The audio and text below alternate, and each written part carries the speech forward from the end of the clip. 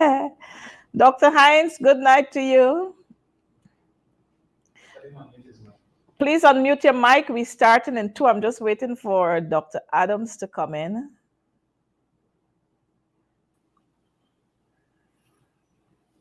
I'm going to go through till the end because I pre-taped my program today. Okay, thanks. Right. So I'm just waiting on Dr. Adams to come in, and then we start. Wonderful. I just called him and asked him to come in.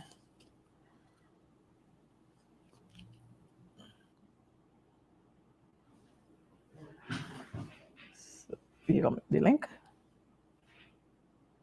So I could send it to the folks.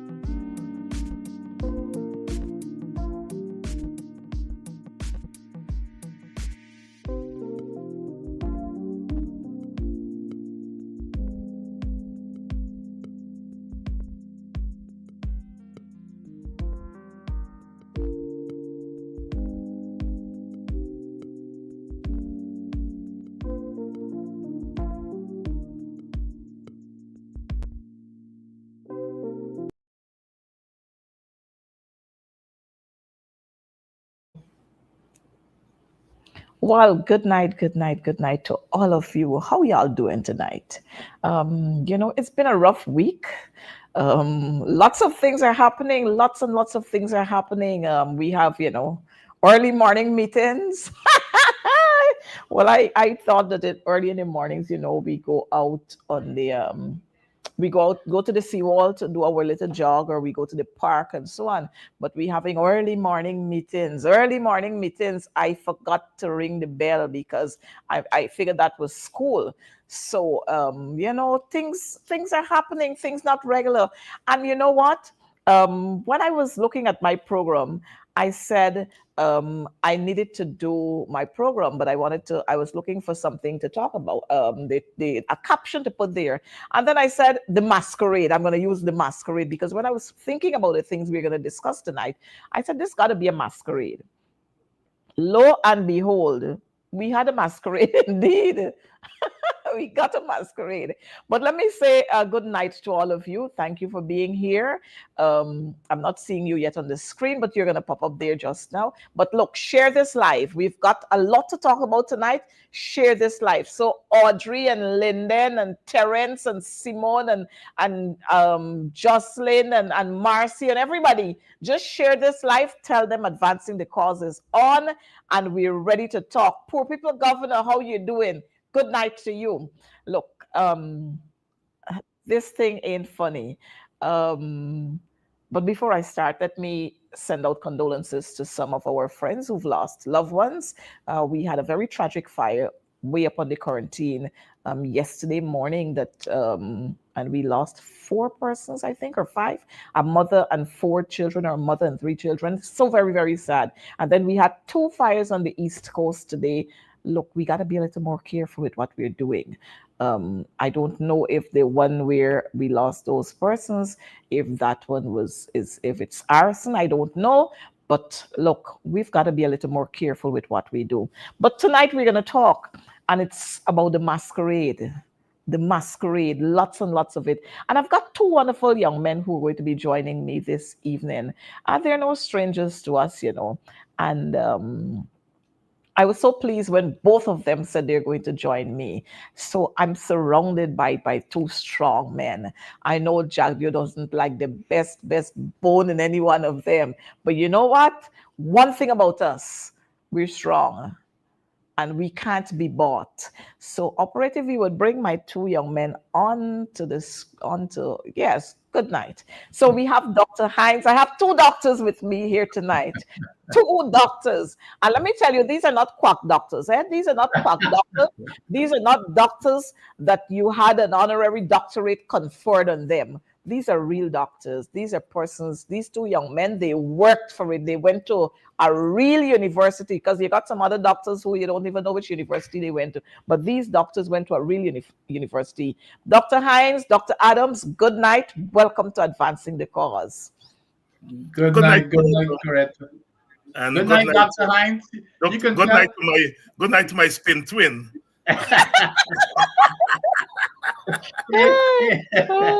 How y'all doing tonight? I noticed we've got quite a lot of people tuned in, and they're waiting for the three of us. Marvel and all these folks, they're well up here. Christopher and Lennox and Sharon Griffith and Loretta, they're all in and they're waiting to hear from us. You know, I was saying earlier, every week I try to put a caption. Yvonne Rodriguez from Barbados, good night to you and the Bajan crew. That's my neighbor. That's my neighbor. Jeez. That's my former neighbor. I teach her. We're going to talk about education tonight. I teach her at lessons in Boston. And she was my neighbor. You and Bernadette, everybody, good night to you. Just share the life. But like I was saying, when I was thinking about a caption to put on the program tonight, I was going around and around and around. And I said, you know what? The masquerade. I'll use the masquerade. And I sent it off on Monday night to the operator for him to prepare the flyer. Lo and behold, yesterday morning, we had a real masquerade. And I'm saying, wow. But, you know, guys, tonight we want to talk a little on what's happening in Guyana. We want to talk about education. We want to talk about all the masquerade that we saw yesterday. Yesterday, early morning school, we had 5:30 in the morning school bell ringing. And if you didn't get in by 5:30, you were locked out of the gate. I didn't know that we're still doing them things in school. What really wrong? I got turned like the principal now. What really wrong with y'all? But guys, again, it's good to have you. Dr. Hines, as an educator, when you look at what's happening in Guyana in terms of our education sector, how does this make you feel? First of all, I must say to you, I noticed this big pump and scene about textbooks and exercise books being given to students or to learners. I noticed there's this big talk about breakfast being given to learners. Your thoughts on that? You know, Coretta, there are two responses I have to that. I mean, the response of that I'm sad at what education has become under the government for the last 30 odd years, except for a break of 5 years. These people have been in office for 30 odd years, so they have to take responsibility.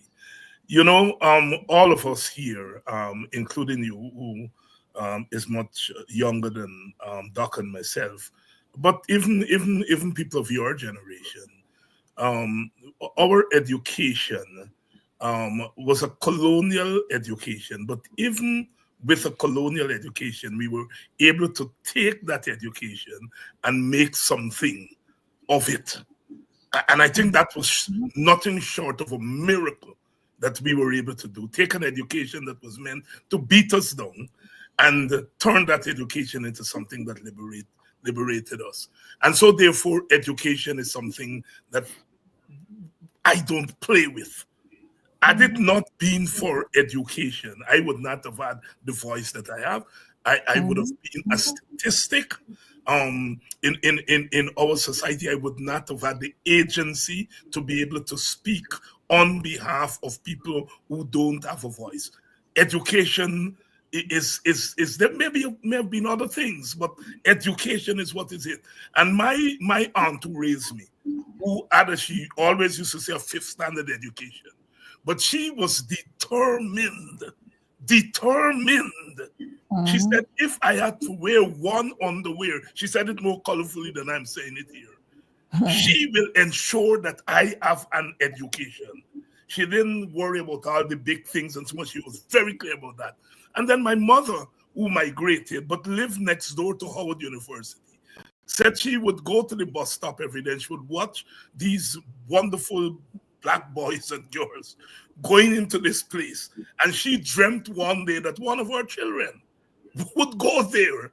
And she would write letters and said, you're going to go to Howard University, and she would send Jet and Ebony and so on, and you would read through about Howard. So education is extremely important. And when I see where education has gotten in our country, I feel so sad. But on the other hand, I feel very hopeful because now our country is blessed with the kind of financial resources that we can have the revolution in education that we need in Guyana. We can again be one of the most literate society in the Commonwealth. In the Commonwealth, Guyana and Barbados were way up there during the colonial period in terms of literacy and education. I feel hopeful that we now have the resources and that we could get back into government. And I don't beg for position, but if I have anything to do with the new government, I would beg whatever else they want me to do, that I have something to do with education, because I know what education means. My friends who I went to school with, sit on the bench in school, who are bright more than me, and some of them doing watchman work and all kind of story. Wow. They would bring their children and said, this man and me sit down in bench at school, and I the more bright than he. And so when I hear and I see I see myself. And I want you all to fulfill what I was not able to fulfill. And so, in a sense, people like myself, like Dr. Adams and yourself, we carry a tremendous burden. I was looking at the live, and I'm sorry to be a little bit long, but I was looking at the live a few weeks ago when you went up to the quarantine. Liverpool, Oxtie area, and dealing with that thing. And that you turn around and you said, back there where I grew up, and Miss Thing live here and Mr. Thing live here. And it brought tears to my eyes because I know what that means. You are to migrate because of education. Yep. Education. You couldn't get very far in that community. The community raised you, prepare you, but you had to migrate. And it's always so emotional to go back to see people that you went to school with. Yep. And I was almost moved to tears because that's my experience when I go back to my village. And I feel that there are two things that if we get right, and that we will get right, that is to get rid of poverty and to improve education. That if we beat poverty and we uplift education, then I think we will be the greatest country in the world. There is raw potential in Guyana, in the Caribbean. We have to, coming out of the experience that we've come out, and we have beaten all the odds. And education has been the thing that has lifted us up. And poverty has been the thing that has kept down our brothers and sisters. So when you talk about education, you're really starting up a hornet's nest, a whole bag, a dark flea, as we say. Yes, thank you. Dr. Adams, your take on it, and then we'll go back to the issues I raised before that is causing a whole lot of commotion. Hey, thanks, Coretta. Thanks, Dr. Hines. Of course, I don't think I could say it any better than Dr. Hines. But I want to start out by saying that the great Dr. Martin Luther King, his picture is right behind me here. He said, education is the great equalizer. I grew up. I know Dr. Hines grew up in Boston. I grew up in a place called Christianburg that most people have never even heard of. It's on the other side of the Demerara River, which is poverty stricken, and then later on in Alboiston, to the most poverty stricken areas in the country. And had it not been for good education, I probably would not have made my way out. It was very challenging living in those areas, and it was just because of that free education that I was privileged to have. And many like myself who were probably much smarter than I was, but they never had the opportunity and privilege to be where I am. And it's not only me, Coretta and Dr. Hine. Jagdio and all of those folks enjoyed the privilege of having a free education provided by the PNC government when it was in office during the Barnum era. So I think the younger generation, younger relative to us, of course, well, myself and Dr. Hines, I can't, relative to us, the younger generations, we've got to let them understand that we had free education from kindergarten right through university, which came from the vision of a man called LFS Barnum. Yep. And it was so until 1994, when the PPP came into office. And had it not been for that free education, I don't think Dr. Hines would be sitting here. I would not have been sitting here, and thousands of others. On Mm-hmm. the flip side of it, just think about how many thousands of other folks that came from our background who were denied that privilege when free education was taken away from the PPP. And we ought to make sure that the younger people know that when you hear the PPP talk about, well, we're going to have free education at the University of Guyana, it's not something that they invented. People ought to know that it was there since 1994, and they're now bringing it back as a kind of a hoax to get political mileage out of it. But had it not been for, and by the way, education is the foundation. Forget about the academic aspect of it. In the United States, we have found that education is the foundation, the number one foundation to building an economy. It's not infrastructure. Infrastructure is actually number three. So education is the highest priority in all develop.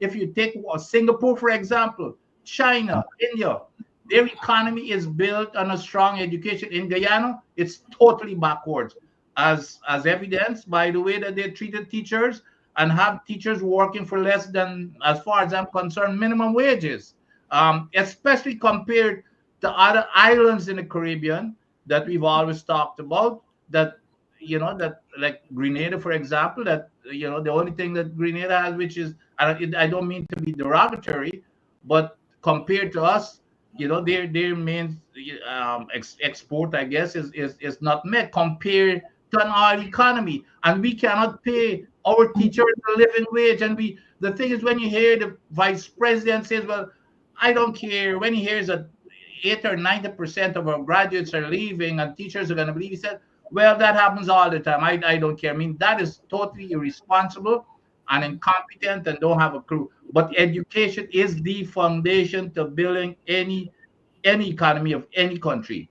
And it's like I said, it's the great equalizer.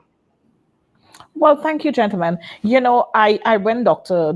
Adams, when you spoke there, I remember one minister of education said, "Let them go. We'll train more. Yep, Let yep. them go. And that's the mentality of these people, where they feel that they can come out there and make a big show about how many teachers they're training, how many students are graduating from university, but they're not concerned about how many are leaving. And so in their mind, it's let them go. We'll train more. But We'll correct, you train see, more. again, it gets back to the competence that this government is demonstrating. If I, as a senior official in the US government, said something like, I would be fired immediately, because you know why? In our performance, to get our bonuses and stuff like that, in our performance, one of the biggest criteria there is retention of staff. Retention, which means not only retention, is development and retaining staff to make it competitive. So we've got to find a way of retaining staff. If my staff is leaving every I've got just a rotating door, they just come in and leave, I would lose my job for it. But in Guyana, that's these guys, we would never become competitive with this type of a mentality. We have got to attract the best and retain the best. Well, let's look at this one, and then you'll understand what we're saying. Um, let's look at this clip here, and we'll get to No, no, can you understand. sit down? Who asked you to stand? Hello? Where you believe you're in here? No, no, I'm talking. By we gone, by what are you telling me by? We, So you understand where we're at when you get this is coming from the man who says he's the president. And when you get that kind of response coming from the president, then you can understand where we are. Now, Yeah. yesterday, we saw this big craziness about this 5:30 meeting. Now, we've been talking about this all along. We've been talking about what is happening in education, and you just touched on it. Our teachers who can't have a kind of a livable wage. Just the other day, we had the teachers out on the streets for 75 days. Now, if you tell me if a government is serious about education, if they would want to have their educators on the streets for 75 days and our children are not engaged. Dr. Hines. Yeah, you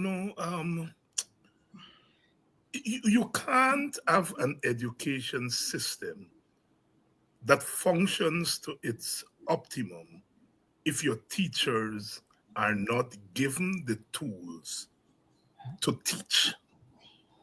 They're not given the tools. Now, listen, I've seen teachers all across the Caribbean, in the United States, where I've been working for decades. But there is something about the Guyanese school teacher. Mhm. I wish I can put my finger in it and express it in words, but there is something about the Guyanese teacher that is special. And I'm not saying that, that quality does not exist in teachers all over the world. I'm sure it is, but I am familiar with Guyana. There is something about the Guyanese teacher. And at some point I was misguided because I thought, well, these young people were teaching. No, they're not into it. But through the strike and I've been able to reconnect with this new generation of teachers and talk to them a little bit more. And I have found out that they are perhaps even more than my generation of teachers committed, because the atrocious conditions under which they are forced to work, the conditions under which they have to study. They live in a country where the Mhm. government doesn't want them to study and to uplift themselves. And it's as if they have to hide to study. So here we have teachers have to hide, get away to study, and still are committed to those young people, that they put their hands in the Mhm. pocket to look for money that they don't earn in order to teach their children. That is something that this society has to repay those teachers. No amount of money, I have to say, can give back to teachers what they've given to our society. But at least we can begin to try. It hurts to see teachers have to go on the street for 75 days Mhm. to Mhm. ask for a living wage. A living wage. I mean, come on. You are the boss. We are giving people things to make something of themselves. And your teachers, you cannot pay them. It is the greatest crime. It is the greatest crime of our post-independence era. And our societies have committed lots of crimes. But that crime stands out. That crime stands out. You cannot have a functioning system if your teachers are not compensated. A teacher more than anybody else. Coretta, when I am at the university level, going out in the morning, I put on a shirt, I put on a pants and a gun. If you are a primary school teacher, a secondary school teacher, you can't drag on a pants and a shirt. No way. You can't. So quite apart from teaching, you have to present yourself properly. You can't wear the same frock every day or 2 days a week. And so therefore the tremendous sacrifices that our teachers are making, and they cannot be compensated. You are not. I see all kinds of things floating around. You know, they're doing this program and that program and this math program. I have news for them. You can do all those programs. If you don't make right by your teachers, then our education system is going over things. One has to start with.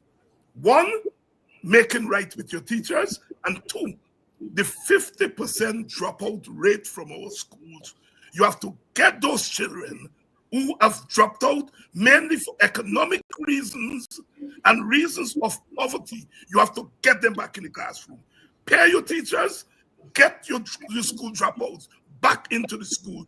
That forms the basis of any reform of our education system. We have to commit ourselves at a minimum. Dr. Adams talked about Grenada. At a minimum, to bring our teachers' salary up to par with our Caribbean sister and brother teachers. We have to do that. You're doing two things. You're expressing confidence in your teachers, but you are preventing your teachers from migrating to go to Grenada or St. Vincent or St. And so, at a minimum, I would say, if I have anything to do with an education, first thing I call in the union. And I said, look, we are proposing raising teacher salary up to the point of where it is. I bring the Minister of Finance to that meeting. And I say, come here and let's sit down. The Minister of Finance, the Minister of Education, the union, and say, look, we are starting by offering you to bring the teachers' wages up to this point. And we discuss it, and I'm sure the union is not going to say no to that. And then once we are finished there, then we sit down with the union and say, let's now talk about how we are going to make sure that teachers do not live in a state of insecurity evermore. And if I am education minister, we're going back to 2019. We're going back to 2019 because we have to pay those teachers all the money that is robbed them from 2019. Yep. And I know I get emotional a lot, but tonight I am even more emotional. Because this is partly personal for me. To this day, my teachers, wherever I meet them, whether it's in church, if I'm giving a speech and they're there, I ask them to stand up. Because without them, and I know they've not been repaid. And you see, when we talk about taking 10% of our oil resources and giving it to each Guyanese family, I want those old people who teach me. I want them to be able to enjoy that as well. Before they're dead. A lot of them just meet me and say, David, I want the chance to vote for you. And I said, teacher, I want the chance to make sure that you enjoy some little big money before you all move on. That's how serious I think we have to be about education. Well, Dr. Hines, while you were talking there, I just remembered that again this year, Guyana topped the Caribbean at CSEC and at Cape overall. They topped in individual subjects as well: agricultural science, TVET, um, social, business. And this has been happening for the last, as far as I could remember, the last 15 years. Guyana has been topping. And we can only top the Caribbean because of the efforts of teachers. And I was appalled yesterday, but I had to laugh when I heard when I heard about the 5:30 meeting that was summoned. 5:30 meeting, you're summoning the PSAs, the ministers and contractors, but you couldn't summon a 5:30 meeting to deal with the teachers' issues when the teachers were out there for 75 days. You couldn't summon a 5:30 meeting with your Minister of Education, your minister who's performing the duties as Minister of Finance, or anybody else, or the union. You couldn't summon a meeting. You couldn't find, is it $12 billion, Dr. Adams? Was it 12 Yeah, billion? yeah, $12 billion you couldn't find, but you're finding $60 billion now to bluff people that you're giving 200,000 out of a household. And then when you recognize that you couldn't really, the bluff didn't work, you boil down to 100,000. Now people don't even know when they're getting this monies. Now, this is saying to me that education is not priority for the PPP. It's not. You couldn't find monies to pay the teachers, but you're finding monies to plug into Gaisuko every 2 minutes. yeah. Dr. Hine, Dr. Adams. Well, and you're absolutely correct. But the other thing about, I think we do not pay enough attention to even beyond math and science and arithmetic and all this kind of stuff in terms of what you gain in school, what kids gain in school. Kids are more molded by the teachers than even their parents at home. They spend more time. Think about it. You're there all day with your teachers. By the time you get home, your parents are probably at work. When they come home, they spend a couple hours with you before you go to sleep. All day there with the teachers. It's the teachers that mold kids outside of math and science. They're the ones who teach them moral values and how to get through in life. And that's a major aspect. And I could speak for myself because I had, a couple of teachers who made certain that I walked that narrow path so that I can get to where I was. Because, when I go home, my parents were not even equipped to help me with homework and do a lot of things that those teachers were able to help me with. So, and we have got to pay attention to that because, and that's where how kids are molded outside of the math and science, and it's very important. That builds somebody's character even more than just raw math and science. But getting back again to you brought up the great performance of our students at the two exams, See uh, second. right? Now, you would have thought, and Dr. Hines and I know in any normal society, the teachers would have gotten a big pay raise, because the teachers are responsible. They should have been praised all over the place by the government. They should have gotten a big pay raise. But we got the complete opposite. Teachers got to go in the street and walk the street for 75 days, and did not even get anything in return. In return. No, it's an insult to tell teachers that, well, you're going to give us what, 6 or 8% of whatever that ridiculous number is, when you have most of the teachers, I saw this from the chairman. He said about 9,000 of the 14,000 teachers are making about 100,000 Guyana's dollars a month. Yep. You cannot even get a proper house in Georgetown to rent for Yeah. $100,000. But so we will not. The danger of this, and that the danger of it is that these guys who is running this current government, even though they've benefited from a good education in Guyana, they're so incompetent. They do not even understand or don't care about the value of education, because their main interest is to fill their pockets and to fill their friends and families' pockets. And I always got to come back to the numbers. Infrastructure, for example, as we know, the budget is $666 billion. You guys are making about $30 billion total in salary, a minuscule to what they make. So even if you get, and the teacher should not get anything less than 50% pay raise, 50%. And when you calculate that, it comes out to about 2 to 3% of that $666 billion. So all they've got to do is take about 3% from that $666 billion. You're still going to end up with about $650 billion. I mean, how much more do you want? It's a ridiculous number anyway.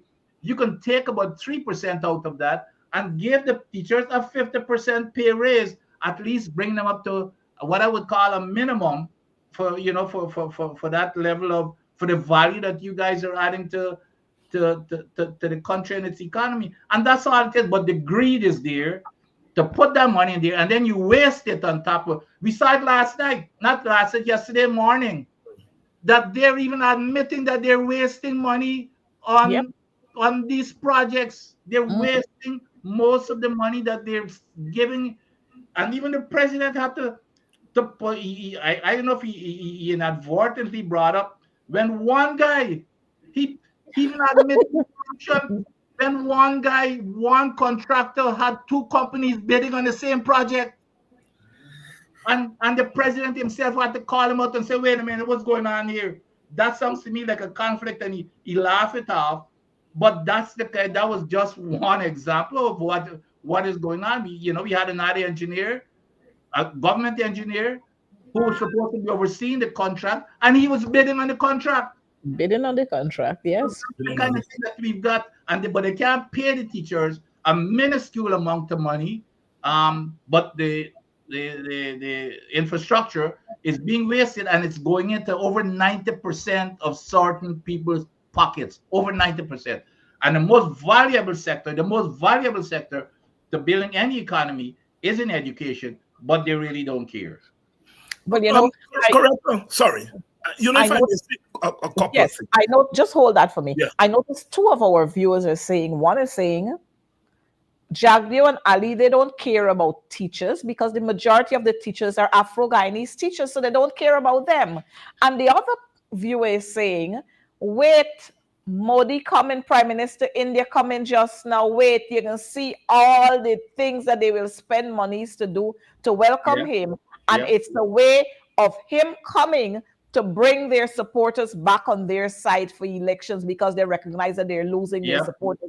And so you see, this is where their interest is. Their interest is all about being in power, holding on to power, but they don't care about the ordinary man. When we look at the conditions under which, and Dr. Hines, you mentioned it, that teachers work. We're going to show you some pictures just now. We had a beam falling down about 2 weeks ago, hitting a parent on her head, bursting her head on the west coast of Berbice, Bushlot Secondary School. A couple of days ago, the same teachers at Bushlot Secondary School decided that they're not going to work anymore because of the conditions under which they have to work.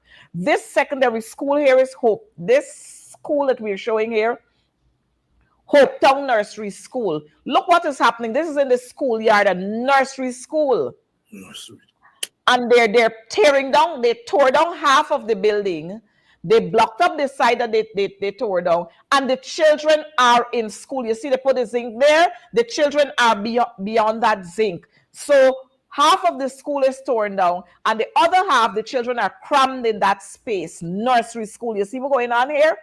And teachers have to work under these conditions. And how about kids? Correct, you're forgetting the kids with the umbrella in the classroom. Umbrellas. Yes, well, I was coming to that. The teachers have to work under these conditions. And you know what is most disgusting is the fact that while the teachers are teaching, look, you got the contractors, they're cutting and bending steel and so on, noise bothering the children at the school. More than that, you got bat down, burning their nose. They got itches on their skins. Last week, I learned that the lips of the children were bursting.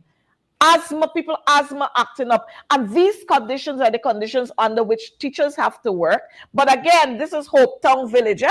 This is Hope Town Village. But we see the Minister of Education all over the place. She flourishes herself.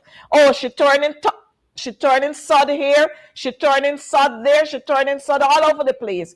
But the existing buildings that we have, they're not doing anything to them. We got President's College. If it weren't for the strength of the students there, President's College would have been a thing of the past. We got North Rumveld Multilateral still to be completed.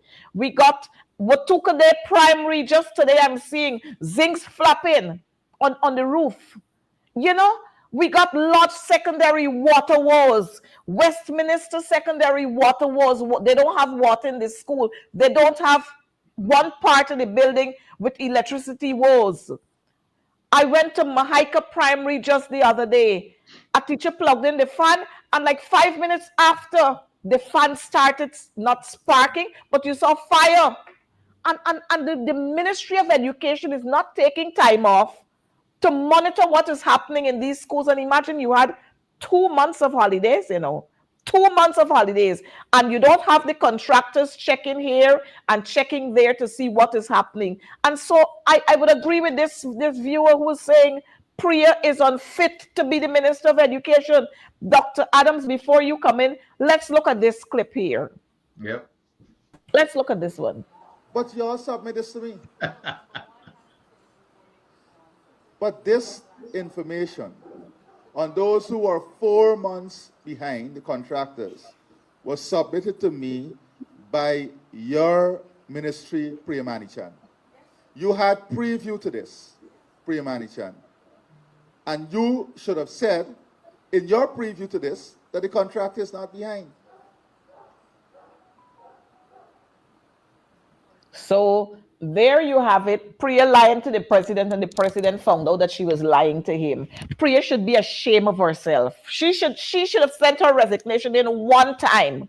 Because you know what? I found out today, I don't know if it's Priya husband or who husband, but one of them husband is an engineer, and he is also a contractor. So you notice what is happening? The money, that's just ciphering off the monies and keeping it there. Square pegs in round holes. That's why we can't have work done.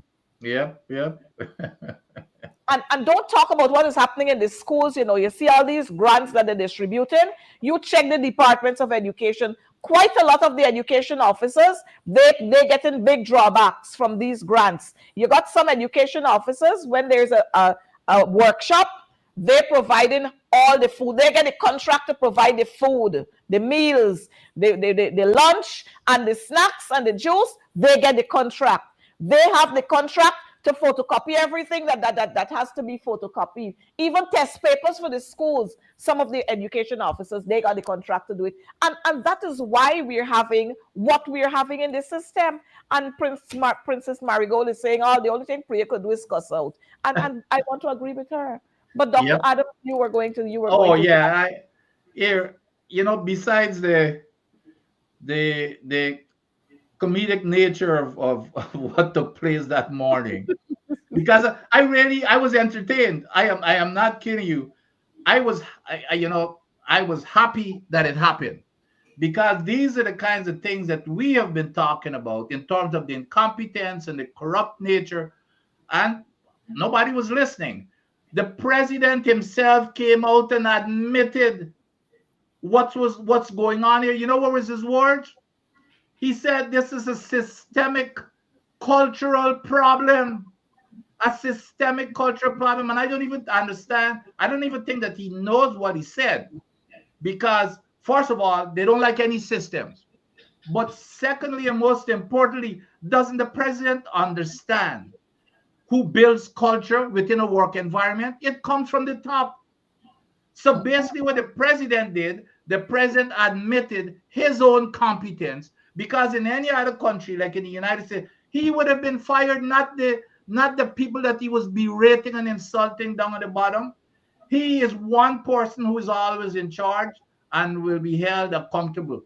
But the part that I enjoy is when I look at certain ministers such as this Priya and Ejil, all the big mouth that they have, and the bravado talk when they, when they're talking and abusing other people. Last night, I could not believe that he cut them down to size. Priya stood up there, and the thing is how he was treating them. Like we all have been teachers for a little while. Especially primary school teachers. You tell kids to stand up as punishment. He tell them stand up, sit down, stand up. And then he called out Priya. He said, Priya Manichan. The man didn't even say Priya. He said, Priya Manichan. Didn't you check? Basically, didn't you check the paraphrase? Didn't you check it before you sent it to me?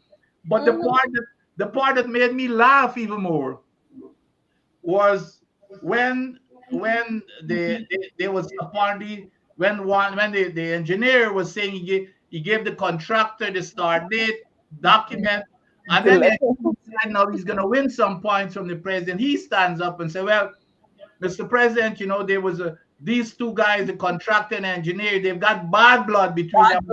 And the president said, but Mr. Ajil, is that what you get up to tell me? So basically you're running our projects on bad blood. I mean, it was so comical, but I was happy that these guys, that they were exposed to the public, to let the public see for themselves, and to let the president tell them, not only tell them about what these ministers are doing in terms of incompetence and don't care a damn, but to let the public understand that he himself has admitted to improprieties and incompetence in his government. Look, watch the masquerade, man. Viewers, let the viewers just watch this masquerade here. Yes. No, take the mic, because when they stand up here, I want the public to see them. There's no bluff here. Mr. President, 2 days, I think, ago, there was a major dispute between this contractor and this engineer. There's bad blood between them, terrible bad blood, that is affecting our project management. I had a meeting with both of them, sir. I'm just saying that's how we manage a project, by bad blood. Minister, I don't expect you to tell me, get up and tell me that. That is the government projects can be managed between bad blood, between the engineer and the contractor. And so you notice, where is the foundation? Education is lost. That's why the minister could get up there to feel as if, he wants to cushion something. Yes, exactly. No critical thinking, none whatsoever, because, they didn't take time to sit down and go to school. Michael Reed, I'm happy that you're laughing, but they did not take time, so there's no critical thinking, so you just feel you could get up and tell the president wherever. And so the man had a right to embarrass him, both here and Ashley as well. And I'm saying, if we were to step back and allow the people, Dr. Hines, allow the educators to plan the programs, put the curriculum together. But rather than that, you know what we have? We have big consultants coming from England. They're coming from here, they're coming from there to tell Guyanese teachers what they must do in Guyana. And when they come, what they do, they send out a whole lot of survey forms. And when you send your information into them, they use the same information, put it in a fancy document and present it to you. And we have teachers right here who can sit and put together the curriculum. Teachers right here who can carry on workshops, who can do whatever, because they're teaching the classrooms, so they know what it is. But no, we got to thief the money, so we bring in big fancy consultant. Dr. Hines. Coretta and Dr. Adams. Look, first of all, what is the president doing there dealing with contracts? That's the first thing. That we saw there is a contrived theater to push wool in our eyes, to show that the president cares, and the problem is with ultimately the contractors, the ministers are in between. What they don't do is, because, as you said, they're not critical thinkers, and they don't know that when you have theatrics in politics, there are unintended consequences. And the unintended consequences of that theatric is that they have exposed to the world what kind of government they're running. That you had the president, that you had ministers, that you had contractors and engineers there. And they're all in this, nobody, not Pierre Manichan, not Juan Egil, will subject themselves to be insulted by a man who is not quite as bright as them. But certainly for me, Priya, I don't know about the other gentleman, but that man is not quite as bright as Priya. And Priya would not subject herself to a dressing down by a little boy who can barely form a sentence if she was not getting some big kickback that she is prepared to give up a quarter of her dignity for a day, because that's what they're doing there. Look, our advocacy on the opposition side is biting. It's biting. From saying, all right, I'm going to go along with biometrics, to admitting that the tendering system is in shambles. Every day they're admitting something that we have been saying over and over. Yes. It's biting. So what they're trying to do is to say, we didn't know these things were happening, and we are going to correct it. So get that boy to go up there and sit down, and he talking little Creolese, so that we can say he's a down-to-earth man. We've got to do more than talk Creolese to be down-to-earth. You either down-to-earth or you're not down-to-earth. All right?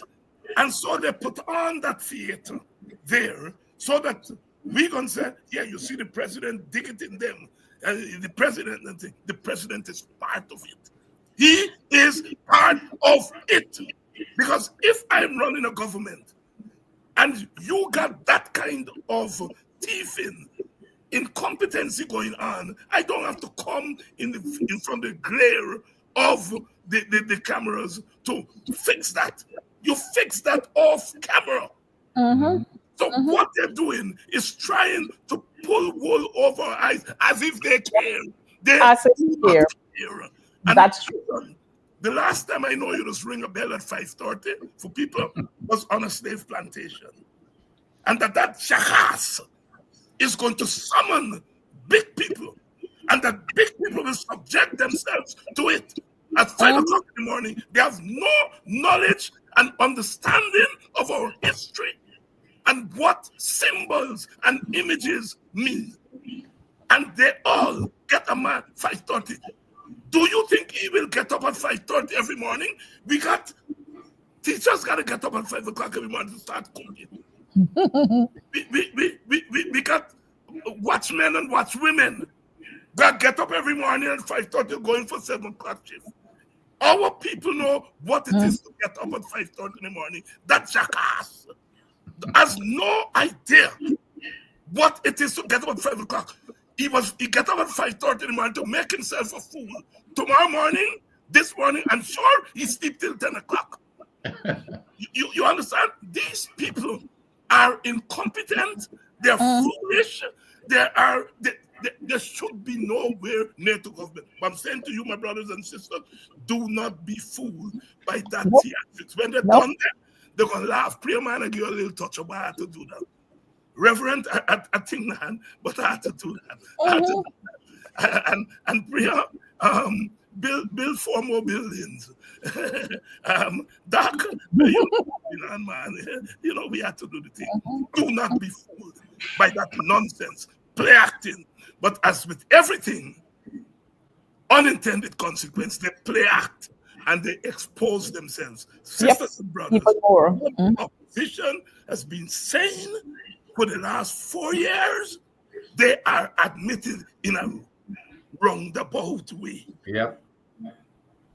But Dr. Hines, And I think you touch on it there. I think the most important thing that people need to be cognizant of, and I'm in some of these chats, and everybody is, I mean, I'm sure you're hearing, oh, I'm glad that he's finally standing up, which is it. This here is like you said, it's a con job, it's a show, and it's coming up because elections is around the corner. Why didn't he do this 4 years ago? 4 years.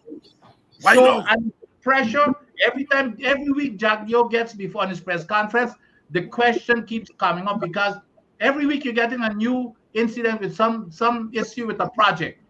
Last week he get up there and he waved some kind of a document saying he had the nerve to say that you see this here, we're following everything in this document. So everything that we're doing it according to our process. So everything is fine. We're catching these things because of the process. I believe they're getting frustrated with the questions and they cannot come up with answers. So they decide to put on this show to let it appear as if they've resolved these things and he's taking action to fool people, like you said. And they decided to concoct this show. But I hope that people are not fooled. But I'm glad for Theatrics for them for the public to see exactly what we're telling them. But not coming from the horse's mouth to say, something. We're bad, we're incompetent, and we've been doing corrupt stuff. I'm glad that it's coming from the horse's mouth now, Doctor, that is catching their attention. And I am so glad that we have such bright people here. Mr. Modi is coming. Mr. Modi is the prime minister of a country in which half of our population has its origins. And Mr. Modi should be given all the protocol. Go to Parliament and speak to Parliament. I have absolutely no problem with that. Mr. Modi deserves that because this country, half of the people come from a country. But by God, there were African leaders who visited this country. You mean they couldn't think to carry them to the National Assembly and to have them speak to the National Assembly? Mr. Modi is going to speak to the Indian community. Yep. Mr. Jesse Jackson's son had to beg and bully way. He had to bully his way. This community. And even then, they didn't want him to go. They go there and try to make ruction in lockup. The way you treat black leaders when they come to this country is as though black people don't deserve anything. And an Indian leader is coming and you treat the Indian leader differently. And let me say it open and clear. I want Mr. Modi to be treated with dignity.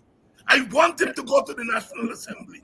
I have no problem with him speaking to Indian people. But by God, when black leaders come here, give them the same protocol. Now, quickly, corrected, quickly, let me, with this, the whole Mr. Modi thing, mark my word, Coretta, you're an MP, but mark my word, there will be a deal cut with Modi to bring in teachers and nurses from India.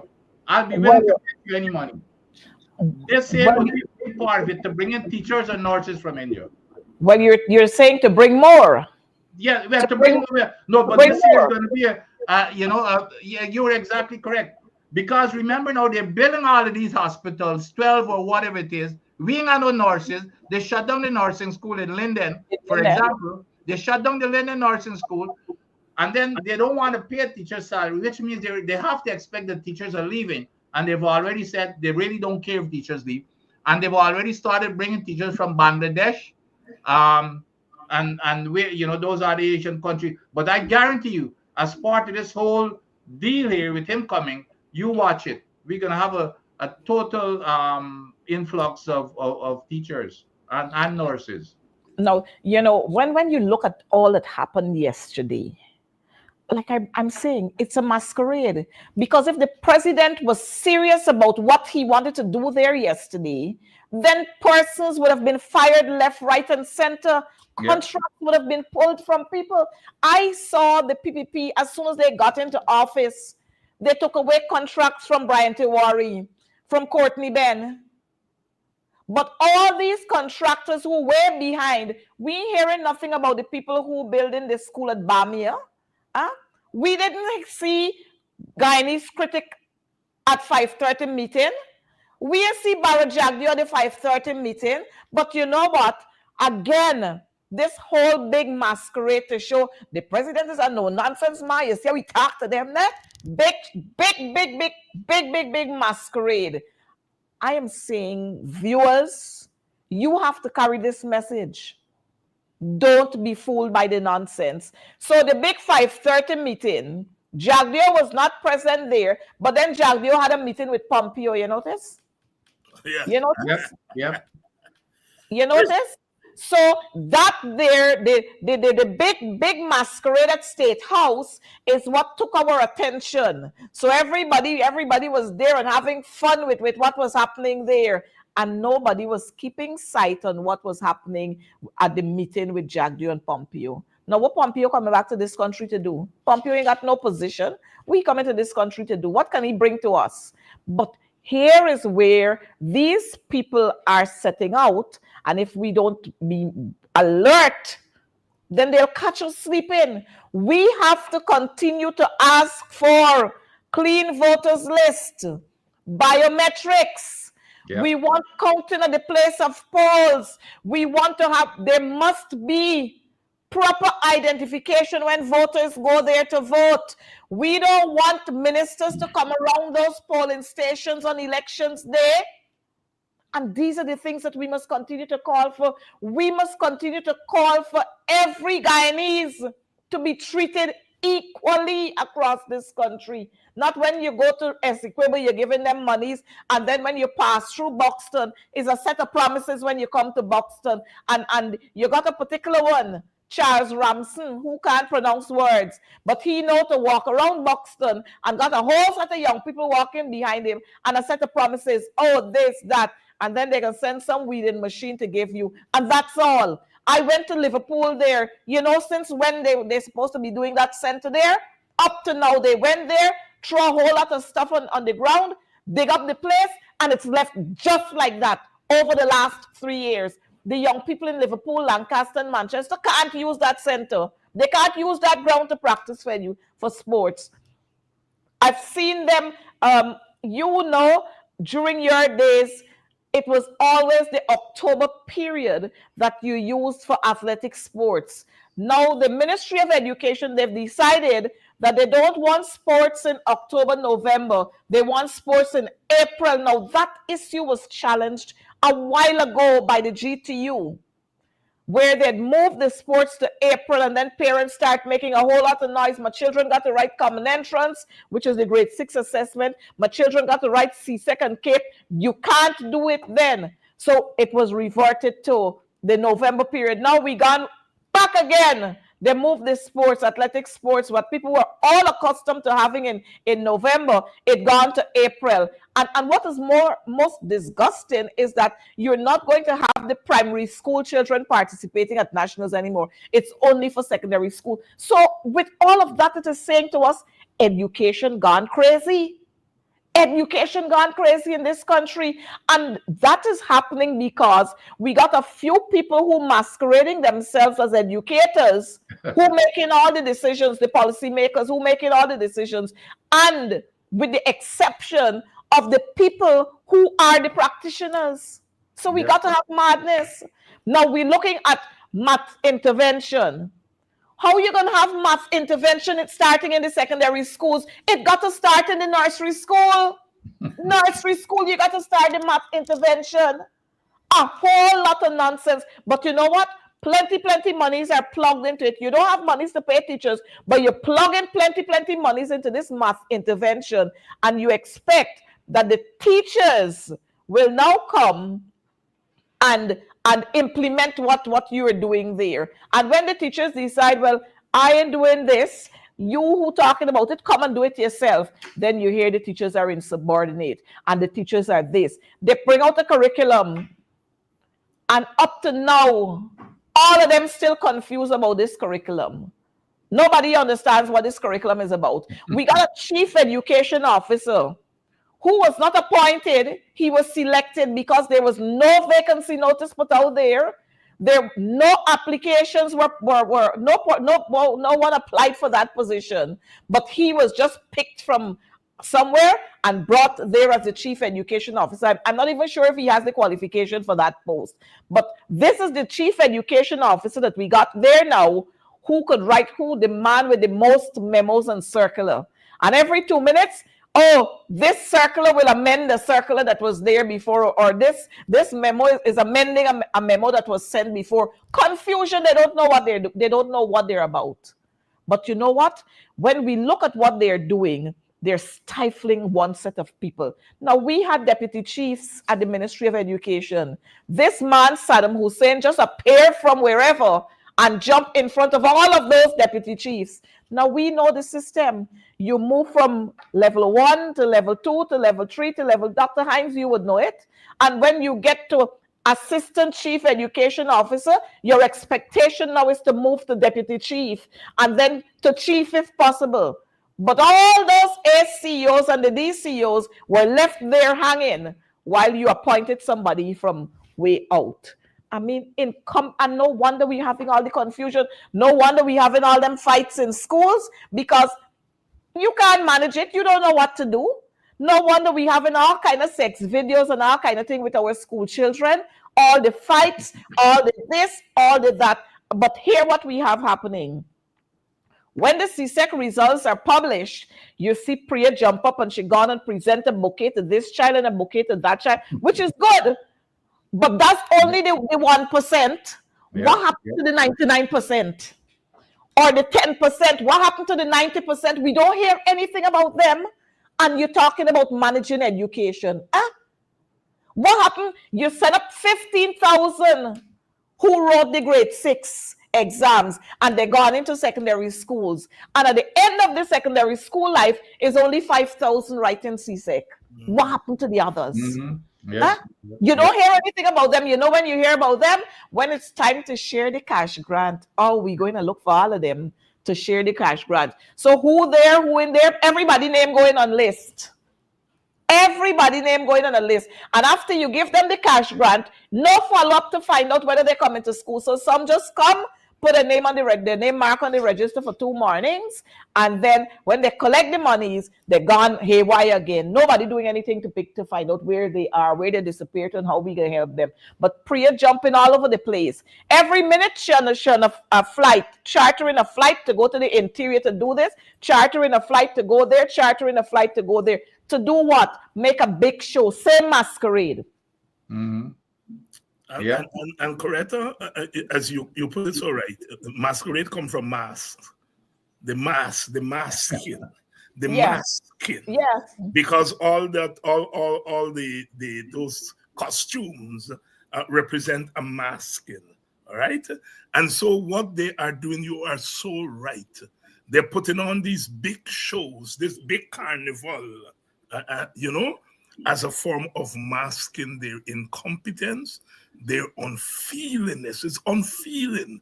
They're unfeeling. These are people who are unfeeling. You can't lead people if you're unfeeling. God bless all those children who are getting 24 and 30 and 40 children. But 1% of your population is not going to develop your population. Never. Develop your country. It's not the 99% that are left there. They are the ones who will have to tend for your people when they go in the hospital. Those are the ones who will have to repair your roads. Those are the ones who will have to teach your children. All those with 24 subjects then going and be teachers. Then going to be nurses. They're not going and be mechanics. Nope. They are the elite in the society. There's a place for the elite. All 3 of us here are part of the elite. All that elite means is that you have more of an asset than the rest of the society. Mm-hmm. That is why you call us elite, right? It's not whether you eat with knife and fork or so on. It's that you have more of an asset. In terms of education, the 3 of us here got more education than the normal citizen. So we are the elites, all right? But elites alone don't build a society. Elites alone don't build a society. I go on to teach at university. teach at universities, a big engineer. You are an executive of the union. Somebody has got to teach those children in primary school. Somebody has got to teach them in secondary school.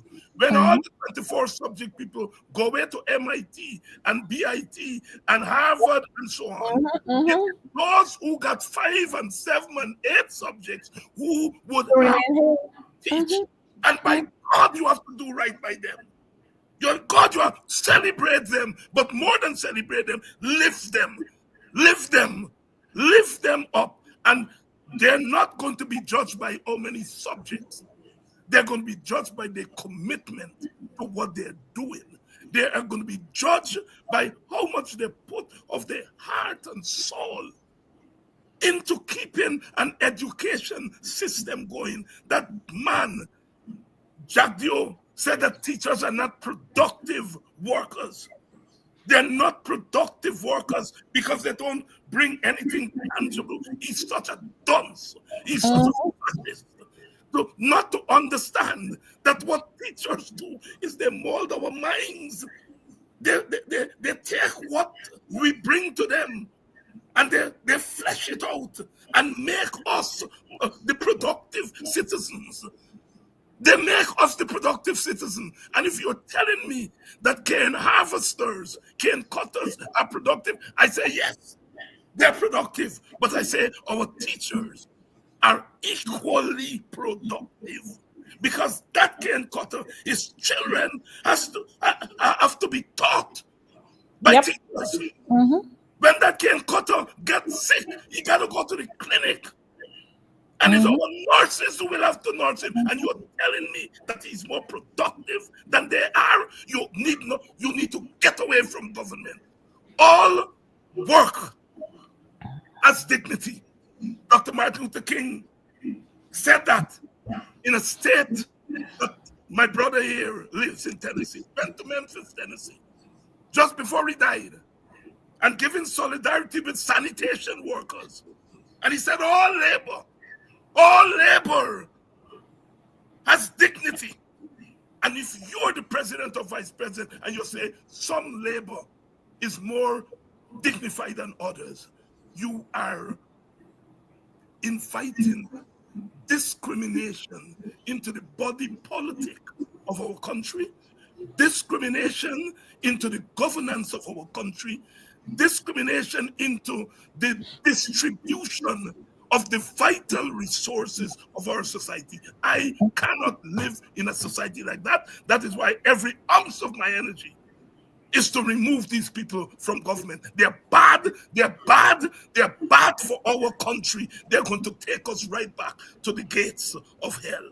And we fought our way from the gates of hell, right through the Middle Passage, coming through 230, 240 years of enslavement, another 100 years of colonialism, and we're still here to tell the story. Coretta, you're here to tell the story. Doc, you're here to tell the story. And we have to use our bodies and our minds as a barricade against these prehistoric people, these people who belong to caves, because their thinking is the thinking of the cave. I say, Yep. Let me say quickly, Coretta. You know, I guess that's something that works in our favor, is that these guys and other ladies who run the government, they're not smart enough to understand the backlash that their actions are gonna hit them in the face with. Because you see, they play racial politics. But what they're doing actually, they're setting up a class system. It's not race; it's an economic class system. And the same Indian community that supports them are probably suffering the same as the black poor folk. There are many poor Indians, and I believe it's going to backlash. There's going to be a serious backlash come next election. Because if you go back to the education system, it all comes back to that 1% that Dr. Hines mentioned. The 1% is at the top of the economic ladder that is getting all the money in infrastructure. They can even probably pay for extra lessons to go to school. I don't know the demographics as to where these outstanding scholars and students came from that top the Caribbean, but I'll be willing to bet you that they probably, kind of in a better position than folks such as myself, Dr. Hines, and you, who came from places where we came from. In our time, at least there was an equal playing field where we had that opportunity, regardless of where we came from. But now, because of this economic class that they're setting up, there's gonna be a serious backlash, because there are lots of their supporters, which are predominantly Indians, who are suffering just like we are. And hopefully they're gonna see a light of day and understand that it's not in their best interest. Well, it is so disgusting. I mean, we wanted to talk so much about education, what's happening with education in this country. And we can't overemphasize the importance of an educated nation. With an educated nation, we will have less poverty, less teenage pregnancies, less joblessness. I mean, every year Less crime, less crime, less crime. less Every crime. year we're churning out graduates. Every year. But do we have jobs for them? Even in the oil sector, our people are not being employed, even though they have the qualification. Just the other day, 65 of our people were sent home. 65 of them. Now, who will take care of those people? Who will take care of their families? And the government just throw back and relax. And all they're doing is this one brother getting 5 contracts here, the other one brother get 10 contracts, the other one brother get 6 contracts. And that's why the contracts they can't finish them on time, because one contractor holding 3 and 4 and 5 contracts. And the same men that we got to use here, got to run so. And I'm happy that it actually came out yesterday. So they can't continue to say that we are lying, because they love to say, oh, we making up stories. Yeah. Jaguar likes to tell us. Yeah. He likes to say on his cuss out Thursday, oh, don't bad with this one, Dr. Hines. Oh, don't bad with the one Coretta. Oh, don't bad with the one Vincent Adams. It's because that they want this and they get. He likes to say that. But two things came out of that 5:30 yesterday. Or a matter of fact, 3 things. One, the incompetence of the PPP came out there yesterday, and the disrespectful nature of them. When the president will sit there to mark names of those who are there, and if you're not there, you get locked out of the gate. The disrespect, and they still feel that they still have this colonial mentality in them. That came out yesterday. Secondly, it is showing clearly that Irfan Ali has no control over Barra Jagdeo, because he summoned a meeting and Barra Jagdeo did not turn up at the meeting. So we're seeing actually who is the real president. And Coretta, Bharat had the biggest project with the biggest overrun in the gas to show project. You know, right? And Barra Jagdeo got critics up under him. Critics got a place that he get how much millions for, and it can't start yet. Yeah. You know? And so what we saw yesterday, it didn't just, when they thought that they could pull smoke screen over our faces, the backlash was on them, because it showed how incompetent they are. They can't get things done. And it shows, the other thing it showed us is that what we were saying all along about these contractors and the people who get in contract, that they're not competent, and that they're square pegs that are placed in round holes. We saw that coming out clearly yesterday. Even the ministers and the PSs are incompetent. And so we have got to be able to show this nation that we have persons who are competent to make things happen. We have persons who will work to ensure that Guyanese are once more respected across the Caribbean and further fields. Have you noticed, since the PPP came back in, the amount of drug bust? Yeah. The amount of police. When the PPP were there before, you had revocation of visas. It is happening again. You notice? Even PS's visas are being revoked. Police officers' visas are being revoked. Just last week, I think it was, or maybe the week before, we had the biggest clown show with the The deputy commissioner of police, Brutus dressed up in his uniform. You are being charged and you're placed in front of the court, and he dresses in his uniform. You ever hear things like that happening in the civilized countries? So it means, therefore, that education is way, way, way, way down. And the other thing that we recognized yesterday is that these people are unapologetic for anything that they do. Unapologetic. They don't care how they treat ordinary people. Look, we saw them breaking down the people's homes in Peters Hall there, even though there's a court matter going on. We saw what they did to the people in Mocha. We saw what they did to the people in Buxton. We just saw what they did to the people right in Liverpool there that I went to, where they're trying to bully them to take away their farmlands and say you're building some Hope Canal. Where you building Hope Canal for black people, children going drowned? That's what you're building Hope Canal for? When you got big lands that we showed you at Auckland. Nobody is affected there, no farmlands there. But you want to come to Liverpool to build Hope Canal. So you're taking over half of all the rice lands there. Half of the people farmland you're taking over with that canal. When you get to a certain point, the people who have their houses there, they got to move. Why you want to disrupt people's lives? And when you disrupt the lives of the people, then you have nothing to give them in return. And then the Minister of Agriculture would go on national television to say it was a mistake. It was a mistake. Yeah, mistake. You know, it was a mistake. Engineers went out there and did the surveys. Yeah. And then you can tell when the machines go up there and the people put a hold on it, you tell them it's a mistake. Yep. It wasn't there that they were supposed to go and start grading. Now, I am waiting for the compensation for those people, because you had mango trees, bearing mango trees, tamarind trees, lime trees, you had coconut trees, you had cherry trees for those who had their farmland there, and for those who got the rice land there, all those things that they dig up are waiting to see when they can start compensating those people, because Mustafa said the people are going to be compensated. I am waiting for it.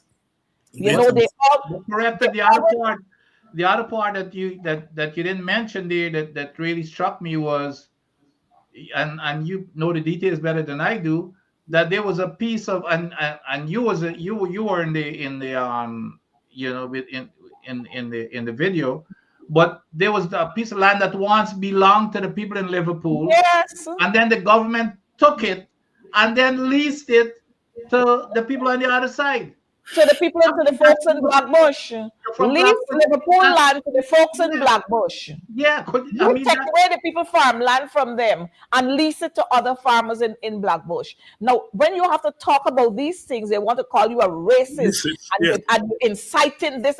But it's a fact. If you drive this country, you're going to see it's easy for you to identify Afro-Guyanese villages and East Indian villages. If you drive this country, you go down the road now, you're going to see where they got all these street lights. And in certain areas, they ain't got none. You look, when we look at when school is reopened for the new term or the new school year, you check the schools that Priya Manikchan would visit. She don't come to South Georgetown to visit schools in South Georgetown. She don't come there. But they want to talk about because we care about who yourself. You don't care about the poor people. More every minute you got West Rumvelt Primary. Every minute is a confusion there. When it's not water shortage, it's electricity woes. They can't come and fix it. The drains block up. They pump it working, this and doing, and over you have the same thing. But I have no problem with Queen's College. But you check and see what's happening at Queen's College. They ain't got no issues. No issues they ain't got there.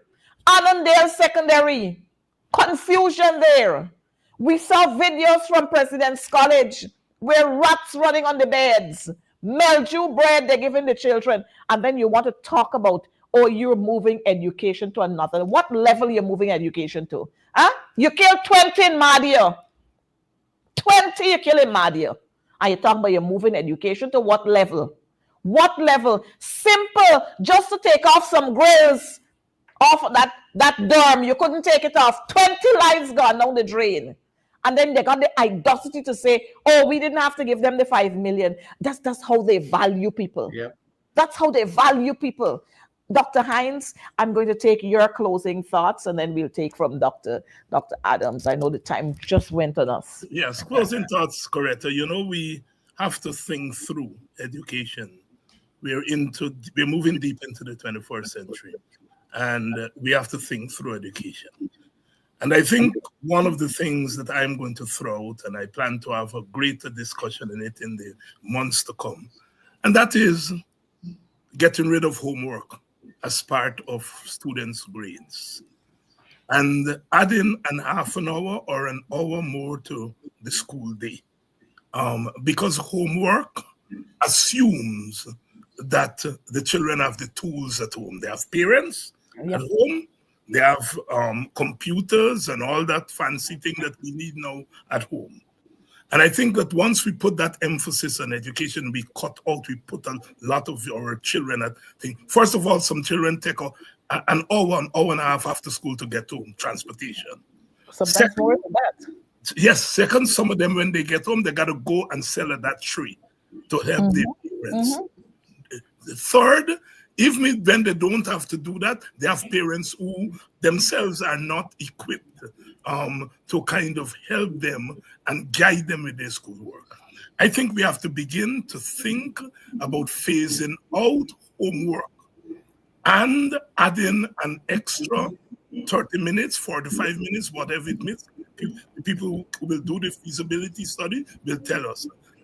So that when our children leave schools in the afternoon, they are not burdened with homework, which puts them at a disadvantage with other children who go home. They get maid, they get tutor, they get lessons, and all of that story.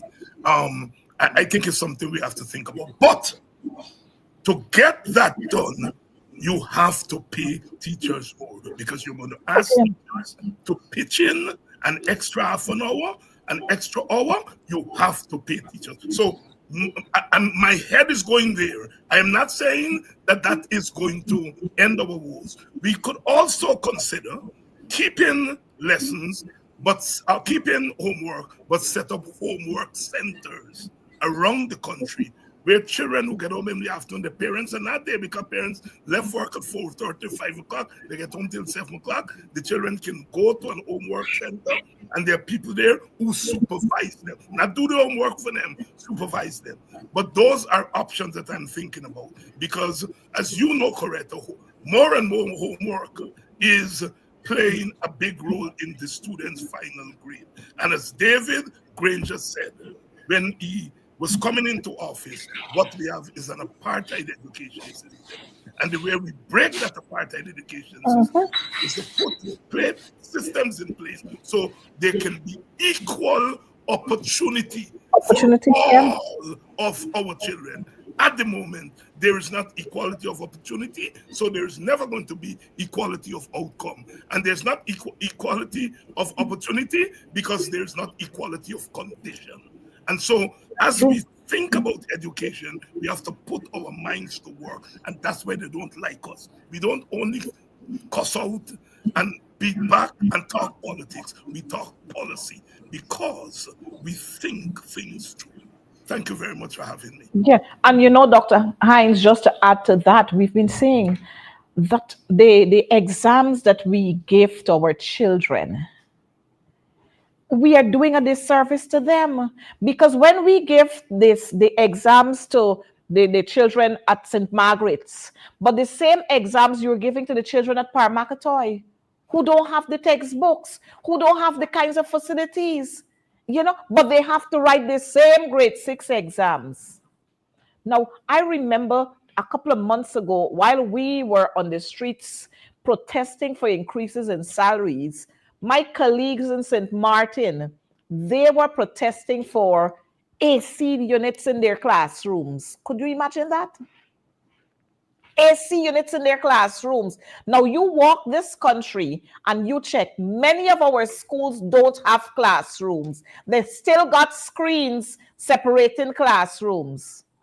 Still got screens separating classrooms. But we have all these monies that we got here.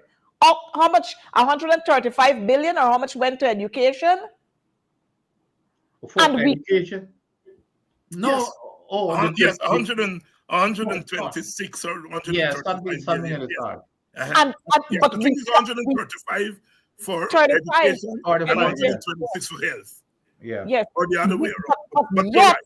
But you're Yet, right. we cannot ensure that our schools are fixed properly in this day and age. I mean, the minister she walking all over the place. She going to this conference, that conference, here, all over the place. But she's not bringing any of the ideas when she comes in. I mean, I've been asking this over and over. When you go to these conferences overseas, take an extra day, go and visit a school or two, see what they're doing there and bring it here, and let's have best practices, bring back best practices. But no, if she does that, it means it's less monies for them to thief. Yeah. So they can't do the. So they continue to have us in this kind of impoverished situation where this teacher got to strain her voice because this teacher's voice is louder than hers, and the children peeping over here, and this.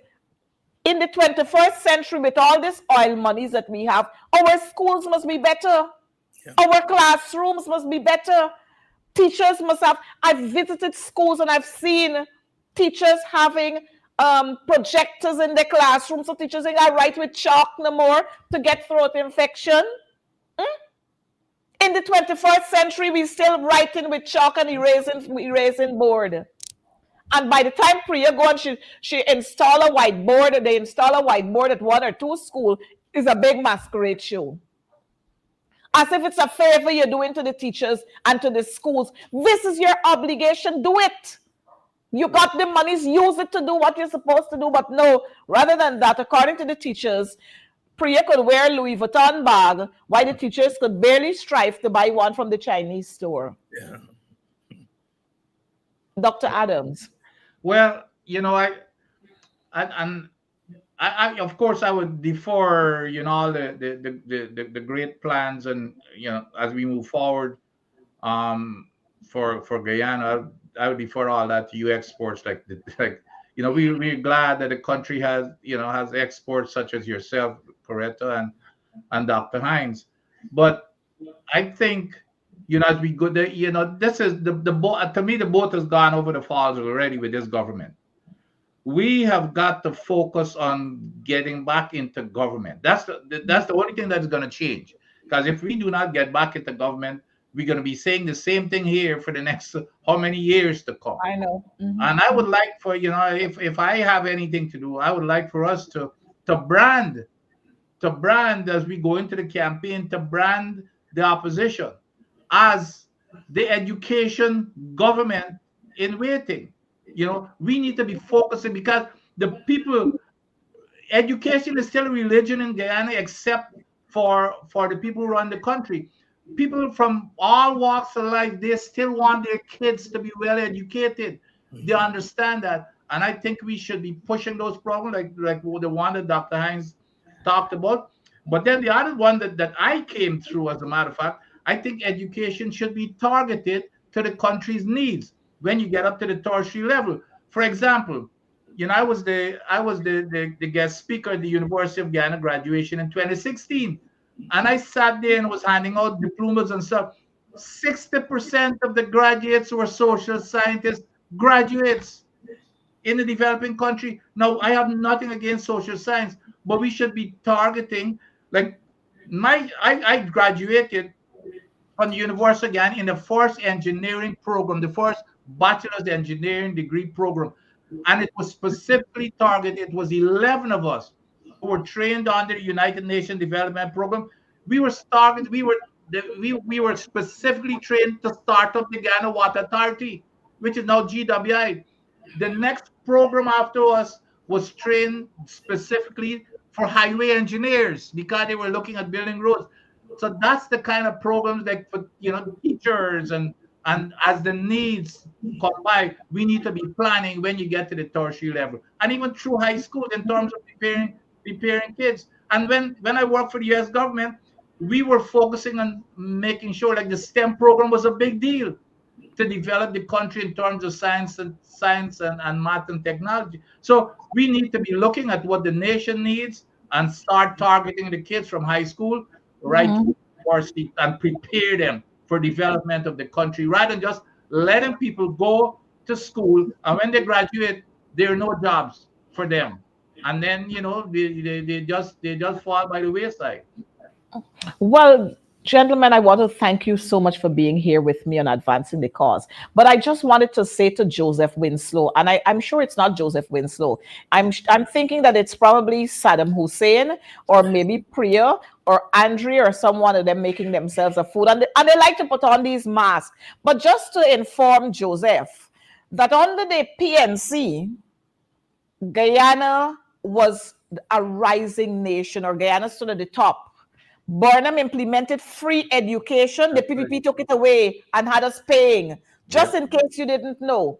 Joseph Winslow, let me say to you, under the PNC, students were given free textbooks and exercise books. You remember the books with Burnham face on it?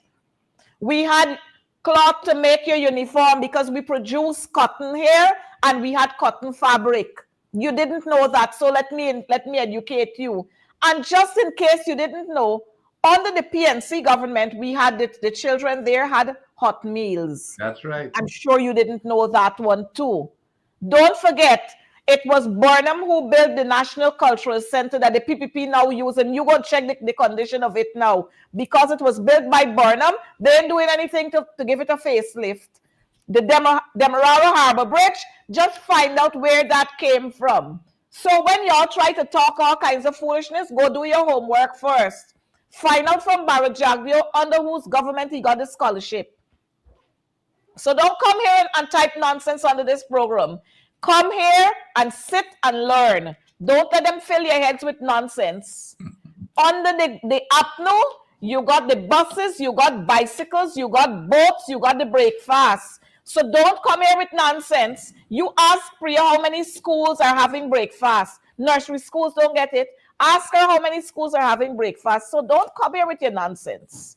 And viewers, when you see these trench crappos, as my friend Sherrod would say, when they come, educate them. Because sometimes we don't have the time to run them. Educate them when they come on this program and they type in nonsense. The gangsters are Barrett Jagdeo. I don't have the time, but if I had the time, I'd show you the clip where Ali and Basil Williams went up the East Coast and they met Anil there. So those are the sanctimonious gangsters. Those there are the gangsters. Anyhow, folks, it was good having you here. You know, we always have these distractors coming on board, but it's Priya and them because they're here. We talk about the mask. Could you tell him to tell Bad Blood Edgil hi for us? Yes, you're right. The Edgil and Priya, who the president had to tell her, "Start. Why you sitting down? Priya, this is what you sent to me. Y'all go talk to them. Don't come here and talk nonsense." But it was good having you guys here. Coretta, the worst crappo is them dirty French crappo and Latin crappo. The worst crappo. Even these people make me have to classify crappo. You know, right? Because you always know latrine crappo and the dirty drain crappo. It is worst kind of crappo. God bless Sherrod. You know, right? So, guys, it was nice having you here. Viewers, it's always a privilege to have you here with us. You make our program what it is. I'll see you again next week for more on Advancing the Cause. But don't worry, it's all about the masquerade. Operator, I think you have one there so we can go out with that. See you next week. At the same time, be careful on the roadways. Be careful with matches and so on. And just let's live together as one people, one nation with one destiny. Not one Guyana, one people, one nation with one destiny. We'll close with this one. Of confidence. Is there any excuse anyone would like to offer? Well, then let's part ways. And may the good Lord be with all of you.